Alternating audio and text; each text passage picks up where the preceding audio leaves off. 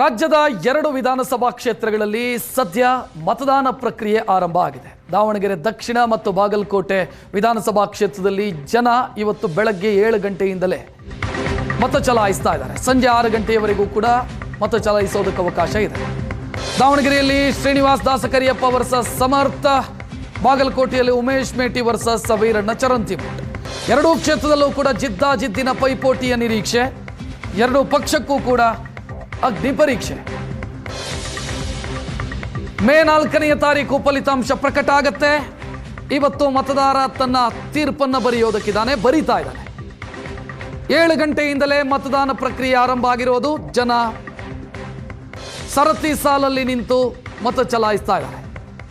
ಬಾಗಲಕೋಟೆ ಮತ್ತು ದಾವಣಗೆರೆ ದಕ್ಷಿಣ ಎರಡೂ ಕೂಡ ಕಾಂಗ್ರೆಸ್ ಶಾಸಕರಿದ್ದಂಥ ಕ್ಷೇತ್ರ ಅಥವಾ ಕಾಂಗ್ರೆಸ್ ಶಾಸಕರ ಅಗಲಿಕೆಯಿಂದ ತೆರವಾಗಿರುವಂಥ ಕ್ಷೇತ್ರ.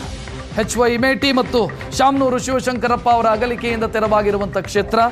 2 ಕ್ಷೇತ್ರದಲ್ಲೂ ಕೂಡ ಕುಟುಂಬಕ್ಕೆ ಟಿಕೆಟ್ ಅನ್ನು ಕೊಟ್ಟಿದೆ ಕಾಂಗ್ರೆಸ್ಸು. ಬಾಗಲಕೋಟೆಯಲ್ಲಿ ಬಿಜೆಪಿ ಮಾಜಿ ಶಾಸಕರಿಗೆ 3 ಬಾರಿ ಆ ಕ್ಷೇತ್ರವನ್ನು ಪ್ರತಿನಿಧಿಸಿದಂಥ ಚರಂತಿಮಠ್ ಅವರಿಗೆ ಟಿಕೆಟ್ ಕೊಟ್ಟರೆ, ದಾವಣಗೆರೆ ದಕ್ಷಿಣದಲ್ಲಿ ಒಬ್ಬ ಸಾಮಾನ್ಯ ಕಾರ್ಯಕರ್ತನಿಗೆ ಬಿಜೆಪಿ ಟಿಕೆಟ್ ಕೊಟ್ಟಿದೆ. ಸದ್ಯ ಕುತೂಹಲ ಕಾರಣ ಆಗ್ತಾ ಇದೆ 2 ಕ್ಷೇತ್ರ. ಇವತ್ತು ಮತದಾರ ತನ್ನ ಭವಿಷ್ಯವನ್ನ, ಮತದಾರ ತನ್ನ ತೀರ್ಪನ್ನ ಬರಿತಾ ಇರುವಂಥ ದೃಶ್ಯವನ್ನ ನೋಡ್ತಾ ಇದ್ದೀರಿ. ಅಭ್ಯರ್ಥಿ ಉಮೇಶ್ ಮೇಟಿ ಕೂಡ, ಬಾಗಲಕೋಟೆಯ ಕಾಂಗ್ರೆಸ್ ಅಭ್ಯರ್ಥಿ ಉಮೇಶ್ ಮೇಟಿ ಕೂಡ ಮತ ಚಲಾಯಿಸಿರುವಂಥ ದೃಶ್ಯವನ್ನ ನೀವು ನೋಡ್ತಾ ಇದ್ದೀರಿ.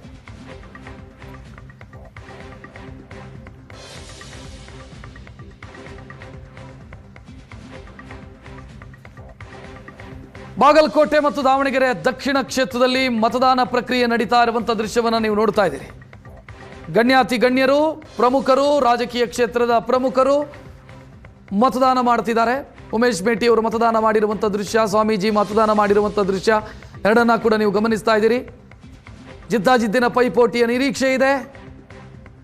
ಕಳೆದ ಜನರಲ್ ಎಲೆಕ್ಷನ್ನಲ್ಲಿ ಸಿಕ್ಕಿರುವಂಥ ಗೆಲುವು ಏನಿತ್ತು ಕಾಂಗ್ರೆಸ್ಸಿಗೆ, ಅಷ್ಟು ದೊಡ್ಡ ಅಂತರದ ಗೆಲುವು ಕಾಂಗ್ರೆಸ್ಸಿಗೆ ಸಿಗತ್ತಾ ಅಥವಾ ಬಿಜೆಪಿ ಪೈಪೋಟಿಯನ್ನು ಕೊಟ್ಟು 2ರಲ್ಲಿ 1ರಲ್ಲಾದರೂ ಗೆಲ್ಲೋದಕ್ಕೆ ಯಶಸ್ವಿಯಾಗತ್ತಾ? ಈ ರೀತಿಯ ಚರ್ಚೆಗಳೆಲ್ಲ ನಡೀತಾ ಇದೆ.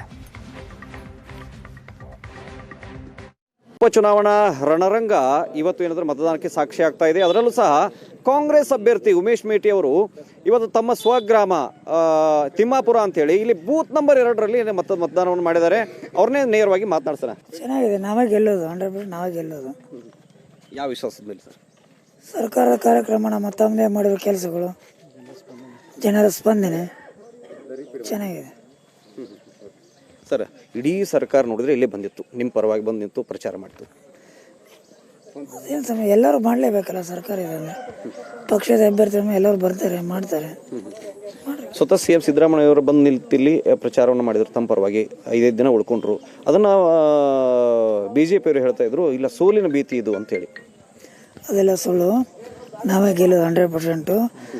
ನಮ್ಮ ತಂದೆ ಇಲ್ಲೇ ನಮ್ಮ ಚುನಾವಣೆ ಮಾಡೋಕ್ಕಾಗಲ್ಲ. ನಮ್ಮ ತಂದೆ ಇರಬೇಕು, ನಮ್ಮ ತಂದೆ ಹೇಳಿದಾಗ ನಾವು ಮಾಡ್ತಿದ್ದೆವು. ಅವ್ರ ಸ್ಥಾನದಲ್ಲಿ ಸಿದ್ದರಾಮಯ್ಯ ನಮ್ಮ ಮನೆಯವರು ಎಲ್ಲರೂ ಕಾಣ್ತೇವೆ. ಅದಕ್ಕೋಸ್ಕರ ನಾವು ರಿಕ್ವೆಸ್ಟ್ ಮಾಡ್ಕೊಂಡು ಕರ್ಕೊಂಡು ಸಿದ್ದರಾಮಯ್ಯ ಗೆಲ್ಲಿಸೋದಕ್ಕಾಗಿ ಬಂದು ಇಲ್ಲಿ ಉಳ್ಕೊಂಡ್ರು ಅಥವಾ ನಿಮ್ಮ ಕುಟುಂಬ ಮೇಲೆ ಪ್ರೀತಿನೋ? ನಮ್ಮ ಕುಟುಂಬ ಅವ್ರು ಇಲ್ಲೇ ಚುನಾವಣೆ ಮಾಡೋಕ್ಕಾಗಲ್ಲ ಅಂದಿದ್ದಕ್ಕೆ ನಾವು ಹೇಳಿದ್ದೆವು. ತಂದೆ ಮಗನ ಸಂಬಂಧನೇ ನಮಗೆ. ತಂದೆ ಸ್ಥಾನದಲ್ಲಿ ತಂದೆ ಇಲ್ಲ ಮಾಡಿಲ್ಲ ಹೇಳಿದೆ. ಅದು ನಮ್ಮ ತಂದೆ ಜೀವನದಾಗ ನಿಂತು ಒಂದು ಸ್ನಾನ ಮಾಡಿದ್ರು ಅವರು. ಈಗ ನಮ್ಮ ತಂದೆ ನೆಪ್ತಾಗ ನಮ್ಗೆ ಈಗ ಕಣ್ಣ ನೀಲಿ ಬರ್ತಾವಲ್ಲ. Okay, sir. ಈ ಗ್ರಾಮೀಣ ಭಾಗದಲ್ಲಿ ನೋಡ್ತಾ ಇದ್ರೆ, ಸಿಟಿ ಭಾಗದಲ್ಲಿ ನೋಡ್ತಾ ಇದ್ರೆ, ಯಾವ ಭಾಗದಲ್ಲಿ ಉತ್ತಮ ಪ್ರತಿಕ್ರಿಯೆ ಇದೆ? 2 ಕಡೆ ಉತ್ತಮ ಪ್ರತಿಕ್ರಿಯೆ ಇದೆ, ಚೆನ್ನಾಗಿದೆ. ಎಷ್ಟು ನಿರೀಕ್ಷೆ ಮಾಡ್ತೀರಿ? ಎಷ್ಟು ಅಂತರ? ಚೆನ್ನಾಗಿದೆ. ಒಂದು 20-25 ಸಾವಿರ ಅಂತ ಹೇಳಿದ್ದೀನಿ, ಅವತ್ತು ಹೇಳಿದ್ದೀನಿ, ಇವತ್ತು ಅದೇ ಹೇಳ್ತೀನಿ. ಅದೇ ಇನ್ನೂ ಜಾಸ್ತಿ ಇದೆ ಸರ್. BJP ಅವರು ಆರೋಪ ಮಾಡ್ತಾ ಇದ್ರು, ಹಣ ಹೆಂಡ ಎಲ್ಲ ಹಂಚ್ತಾ ಇದ್ದಾರೆ ಸಿಕ್ಕಾಪಟ್ಟೆ, ಅದರಿಂದಾನೇ ಈಗ ಇದನ್ನು ಅಂತ ಹೇಳಿ. ಎಲ್ಲ ಸುಳ್ಳ್ರಿ, ಇಲ್ಲೇ ಮಾತಾಡಿದ್ದಾರೆ ಕೇಳ್ರಿ. ಅದೆಲ್ಲ ಸುಳ್ಳು. ನಾವು ಮಾಡಿದ ಕೆಲಸಗಳು, ನಮ್ಮ ತಂದೆಯವ್ರು ಮಾಡಿದ್ದು, ಸರ್ಕಾರ ಮಾಡಿದ್ರೆ ಶ್ರೀರಕ್ಷೆ ನಮಗೆ. ಸರ್, ಇಷ್ಟೊಂದು ತಂದೆ ಇದ್ದವ್ರು ನೀವು ಚುನಾವಣೆ ನಿಂತು ತಂದೆಯವರು ಇದ್ದಿದ್ರೆ ಹೆಂಗಿರ್ತಿತ್ತು ಸರ್? ಖುಷಿಯಾಗಿ ಮಾಡ್ತಿದ್ದೇವೆ ನಾವು, ಭಾಳ ಖುಷಿಯಾಗಿ ಮಾಡ್ತಿದ್ದೆವು. ಪೂರ ದುಃಖದಲ್ಲಿ ಮಾಡ್ತಾ ಇದ್ದೀವಿ. ಡೈಲಿ ನೆನಪಾಗತ್ತೆ. ಸರಿ, ಇದಿಷ್ಟು ಉಮೇಶ್ ಮೇಟಿ ಅವರ ಮಾತು. ಬಾಗಲಕೋಟೆಯಿಂದ ಕಿರಣಪ್ಪ ಸಾಹೇಬ್ ಜೊತೆಗೆ ಷಡಕ್ಷರಿ ಸುವರ್ಣ ನ್ಯೂಸ್.